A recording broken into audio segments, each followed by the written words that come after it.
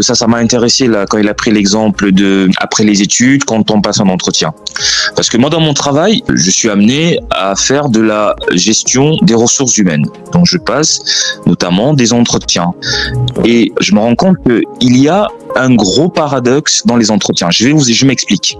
En fait, on se retrouve généralement avec des personnes qui sont sans expérience, techniquement professionnelle. Donc, c'est des gens qui ont des diplômes, mais qui n'ont pas d'expérience. Pourtant, dans la plupart des entreprises privées, les entreprises sont acheteuses de compétences. C'est-à-dire qu'en fait, quand on se présente lors d'un entretien, le recruteur est intéressé par l'achat des compétences, donc à savoir qu'est-ce que cette personne sait faire. C'est pas qu'est-ce que j'ai appris à faire, c'est qu'est-ce que je sais faire. Et de l'autre côté, on a affaire à un jeune qui, lui, est à la recherche d'un emploi. Ça ne peut pas fonctionner parce que d'un côté, il y a quelqu'un qui cherche un emploi et de l'autre côté, il y a un recruteur qui achète des compétences. Donc, si je n'ai pas d'expérience professionnelle, il y a de très fortes chances, parce que pas d'expérience professionnelle, finalement, ça veut dire que je n'ai pas de compétences à vendre parce que techniquement, l'expérience, je ne l'ai pas.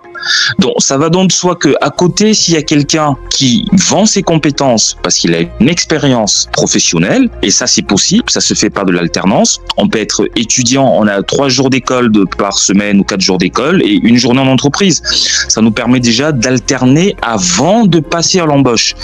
Donc, alors, c'est pour ça que je résume là sur ce que disait Aboubacar, sur la question de l'expérience, que c'est très important. Mais une fois de plus, il faut que l'État ou alors l'institution publique mette à disposition du jeune la structure qui va lui permettre quoi finalement? Et d'étudier, et pendant qu'il étudie, qu'il fasse de l'alternance et qu'il commence déjà à avoir une expérience professionnelle. Ça fait que quand il a terminé ses études, il est pratiquement prêt à l'embauche pour l'emploi.